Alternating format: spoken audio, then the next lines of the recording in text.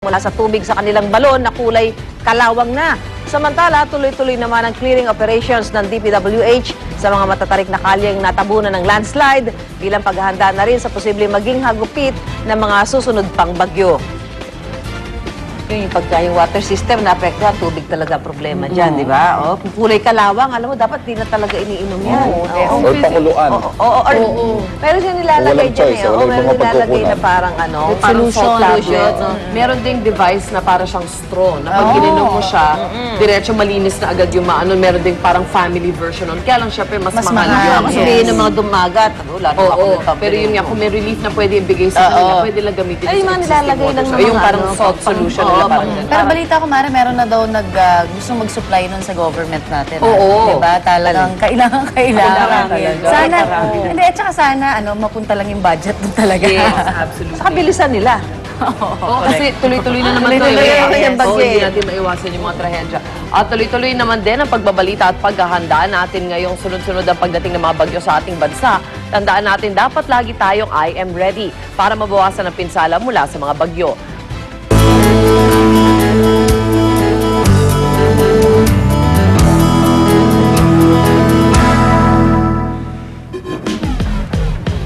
Kaya ito't papakitaan tayo ng mga taga-Pasig City Rescue ng kanilang kahandaan sa mga bagyo at baha. Kasama natin ngayon si Monica. Good morning, Monica.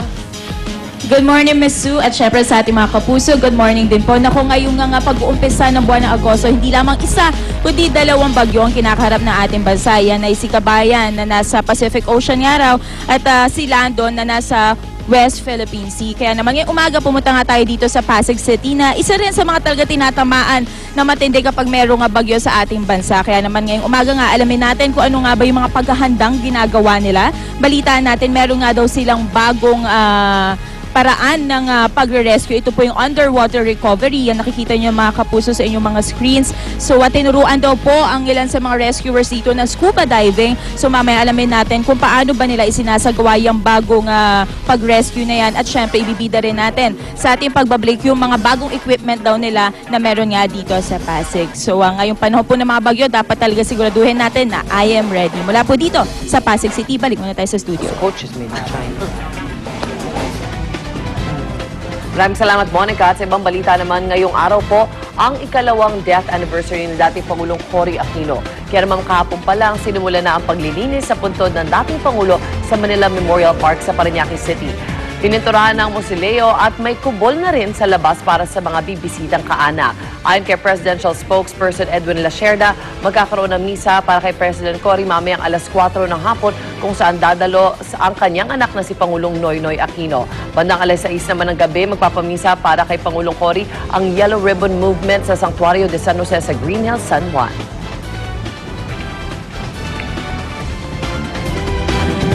Samantala, ngayong araw na rin ang simula ng Ramadan, ang isa sa mga inaabangang okasyon ng mga Muslim sa buong mundo. Sa paniniwalang Islam, ito kasi ang pagkakataong makakahingi sila ng kapatawaran mula sa may kapal sa pamamagitan ng pagdarasal at pag-aayuno. Kaya naman hanggang kahapon, todo ang paghahanda ng mga kapatid nating Muslim. Ang Golden Mosque sa Quiapo, Maynila, matingkad na ginto na ulit ang kulay. Kaliwat kanan din ang streamers para sa okasyon. Sa Blue Mosque naman sa Taguig, inaasahang hindi bababa sa 1,000 mga Muslim ang dadagsa ngayong araw. Sa pag-aaral naman ng Quran, nakatutok ang ilan. Sa panahong ito, iniiwasan ng mga Muslim ang mga ipinagbabawal ng kanilang relihiyon tulad ng pagkain, pag-inom, panlalait ng kapwa at iba pa. Bukod sa pagpunta sa mga mosque, pangarap ng maraming Muslim ang makarating sa Mecca sa Saudi Arabia para sa tinatawag na Hajj o ang pagtitipon ng mga Muslim sa buong mundo. Parang culmination, pagka sa Hajj. Sa atin parang ano yan Pasko. sa atin, sa mga Katoliko, Holy parang Week. Holy Week. Ay, Holy Week. Holy Week sa atin yan. Ang Pasko nila yung festive. Festive. After the year. After the Ramadan. Ayan. Holiday yun, di ba? Oo, holiday. Kainan na yun. At pasadahan naman natin ang mga maaksyong balita sa umag nito sa ating Ronda Reports.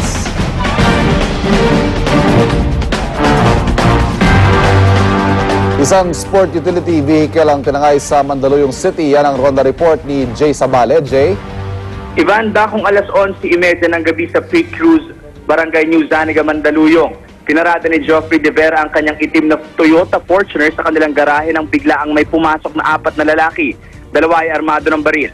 Nang makuha ang susi kay De Vera, pinukpok ng baril sa batok ang biktima. Na-identify ni De Vera na 9mm ang pinukpok sa kanya.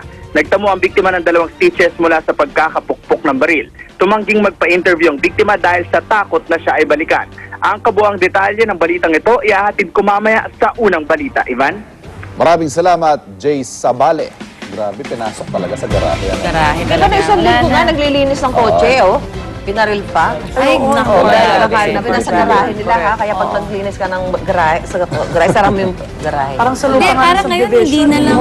Oo eh. Hindi na yung nasa kalsada o yung nagdadrive ka, kahit nasa bahay madaling ka. araw, hindi Papasok. na. Pag nakita Nakakalungkot, yung no? naglilinis ay relax. Ano, pwede ng carnapin niya, relax pa siya eh. Kaya Buti nga. kung kukunin lang eh. Oo, Papatayin ka pa. Last week sa garahe, di ba? Kawawa naman. Samantala, matapos po ang operasyon ni dating Pangulo at ngayon Congresswoman Gloria Macapagal Arroyo noong Biyernes, inilipat na po siya kahapon sa kanyang private room mula sa intensive care unit ng St. Luke's Medical Center sa Taguig City. Maayos na po ang lagay ni Arroyo matapos naman sumailalim sa cervical spine operation. Binisita naman siya ng anak na si Congressman Mikey kasama ang asawang si Angela at 2 anak. Ayon sa tagapagsalita ni Ginang Arroyo, pinayuhan siya ng kanyang mga doktor na manatili muna sa ospital ng ilan pang araw. Bawal ang bisita, bawal ang stress. Sa Bawal. dating Pangulo. Bawal siya Dapat manood doon ng lang siya. TV. Oo nga eh. Baka paglabas niya, stress ang Huwag ano. muna siya manood ng TV dahil talaga may stress siya. Oo. Lalo na nagsalita si ano. Si Gar. Hindi, si Garcia, katatawag kasi sa Congress. Pero dinideny naman niya Di ba magsasalita nga siya? May stress ka rin nun, di ba? Siyempre, habang hindi natatapos yung pagdinig nun, di ba? Oo. Hindi mo hawak yung Hindi mo alam. PC. Dapat wag muna siya manonood ng mga Senate inquiry. Wala mo Yeah, na. bawal. Bawal siya ng ano. Cartoon. Nickel Odeon. Cartoons talaga. Alright, sa ibang balita naman tayo. Sa kauna-unahang pagkakataon po, isang barko ang nagtatangkang ikutin ang buong mundo. Gamit lamang ang solar energy o enerhiya mula sa sikat ng araw. Ito po ang MS Turanor Planet Solar, isang barkong may 2 hull na ginagamitan ng 38,000 solar panels at nagkakahalaga ng $20 million. Ang solar cells ng Planet Solar ay gawa ng kumpanyang SunPower na may manufacturing plant dito sa Pilipinas. Layong patunayan ng solar-powered boat na ito na kayang makipagsabayan ng solar energy bilang alternatibo sa produktong petrolyo. Sinimula ng Solar Planet ang biyahe nito mula Monaco noong September ng nakaraang taon, dumating sa bansa noong nakaraang linggo at inaasahang makukumpleto ang pag-ikot sa buong mundo sa unang bahagi ng 2012. Galing! Kailangan ko pang At balita naman, mula sa Democratic Republic of Congo sa Africa, nasa 100 na ang bilang ng mga taong pinangangambahang nasawi matapos magbanggaan ng 2 bangka roon. Kwento ng mga nakaligtas, 200 silang sakay ng bangka pero kalahati na lang sa kanilang bilang ang nakarating ng buhay sa Pampang. Ang isang bangka naman, hindi masyadong naapektuhan ng salpukan. 50 bangkay na ang natagpuan ng mga otoridad pero hindi pa nila matiyak ang aktwal na bilang ng mga nasawi. Wala umanong ilaw ang 2 bangka na maglayag sa ilog kaya hindi napansin ng mga nagpapatakbo ng mga ito ang isa't isa. Karaniwan na mga boat accidents sa Congo dahil sa overcrowding at hindi magandang lagay ng mga bangka. At ito naman po ang nakakaaliw na balita mula pa rin sa China.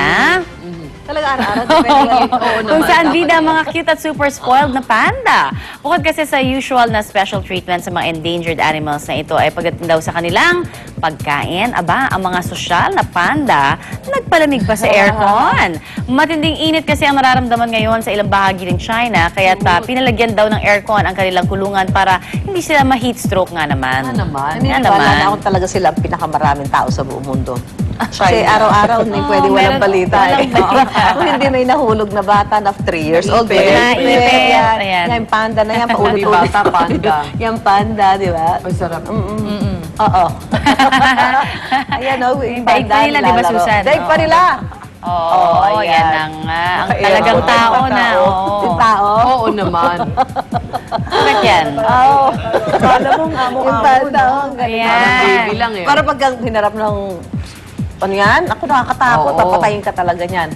Ang mga tao na mamasyal sa zoo, Ay, daig talaga nila. Pagkain ng mga panda. Sitting pretty. Dahil yung mga tao daw nasa initan. Oo. Yung mga panda sitting pretty. Sitting pretty. Pahiga-higa. Higa-higa lang sa malamig nilang kulungan. Ayun. Yan, nagpapataba. Wala raw kasing sweat glands sa mga panda. Kaya hindi sila tatagal sa mga lugar na may temperaturang mas mataas at 26 degrees Celsius. 3 beses kada araw din pinapaliguan ng mga panda para ibang tao talaga. mapababa ang kanilang body temperature at maging mas komportable sila. Mahirap ayoko na Baka ma-heat stroke nga naman yun. Wala palang sweat glands. Oo, kasi yung sweat glands, papacool down din ng katawan natin pag nag-overheat yung ating katawan. Ayan. Talaga hindi Swerte maganda ng mga May sweat panda. glands ba ako? Kaya hindi maganda ang pet talagang panda, di ba? Maggastos. Oo, siyempre. Sarap. At eto naman mahagang Hollywood news. Iwanan natin yung pandang na yan. Once and for all, R&B artist na si Rihanna, goodbye na rin sa kanyang red-colored hair. Marami na naging hairstyle si Rihanna, ngunit natatangi ng tumatak sa kanyang fans ang kanyang red cropped hair. Pero nakatatanggap din ng batikos ito at binansagan pa nga namang hindi magagandang pangalan si Rihanna dahil sa kanyang buhok. Kaya ngayon nakita na si Rihanna sa isang establishment sa Beverly Hills with her newly curly hairdo na mas natural ang dating sa color shade na brown. Naapektuhan pa pala siya sa mga ganon? Oo nga Ano eh. naman siya eh, parang fashion icon. Yes, yes. Eh bakit si Lady Gaga kung ano-ano nga ginagawa? Walang diba? pakialam, diba? Tsaka parang mas may dating yata yung red Baka for naman me. nagsawa lang siya dun sa red hair. Try Ginawa lang natin. natin ang kwento. Try ko nga. Try natin, bukas, saka red Why hair. not? Red sector. Alright. Iwanan na natin si Rihanna. Mga kapuso, tambay lang po dito sa paborito niyong barkada tuwing umaga. Ito ang... Ang saya-saya sa unang hirit, unang hirit, unang hirit. Manggulat ka. Unang hirit, unang ka. Balitang dapat na malaman, impormasyong may pakinabang. Mga dapat unawain sa ating mga gawain.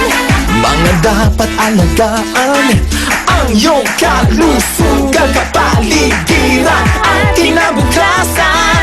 Wala ka nang hanapin pa. Samahang todo at kay Scrambled itlog, i-magic lob. Ibudbod ang Maggi Magic Sarap, then beat the eggs.